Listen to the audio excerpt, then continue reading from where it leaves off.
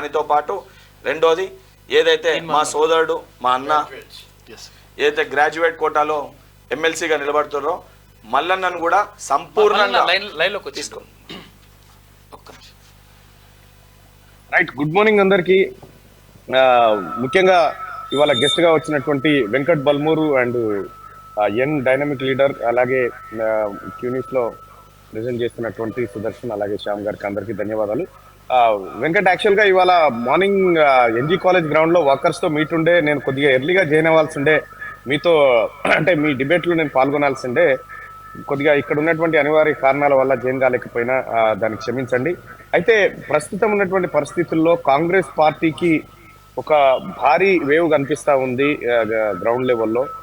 మేధావి వర్గం సంపూర్ణంగా ఒకే ఒక మాట చెప్తా ఉన్నారు, అన్నా విముక్తి దొరికింది, అన్నా విముక్తి దొరికింది అనేటువంటి మాట బలంగా చెప్తా ఉన్నారు.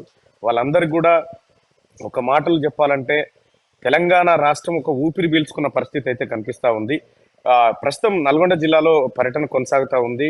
నల్గొండ జిల్లాలో బార్ అసోసియేషన్ తో పాటు మరికొన్ని చోట్లకి పోబోతా ఉన్నాం. అలాగే వెంకట్, నీ త్వరగా నీ పార్లమెంట్ సెషన్ కంప్లీట్ చేసుకుంటే మనం అంతా కలిసి ఈ 3 జిల్లాలో పర్యటించాల్సినటువంటి సమయం వచ్చింది. అలాగే జరుగుతున్నటువంటి పరిణామాలన్నీ మీరందరూ చూస్తూనే ఉన్నారు ప్రజలారా.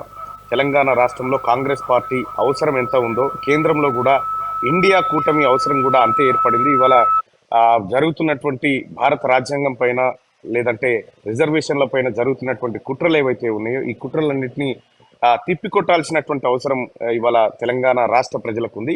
దాదాపుగా 15 సీట్లలో కాంగ్రెస్ పార్టీకి అవకాశం ఇవ్వండి అని చెప్పి మీ అందరినీ రిక్వెస్ట్ చేస్తాము. ఇక కేసీఆర్ గారు కూడా అంటా ఉన్నాడు, కనీసం 2-3 అన్ని ఇవ్వండి నాకు అని చెప్పని అంటా ఉన్నాడు. 38 ఇస్తేనే అసెంబ్లీకి రానోడు 3 ఇస్తే పార్లమెంటుకు పోతాడని ప్రజలు కూడా వాళ్ళే ఎదురు ప్రశ్నిస్తున్నటువంటి పరిస్థితి చూస్తూ ఉన్నాం.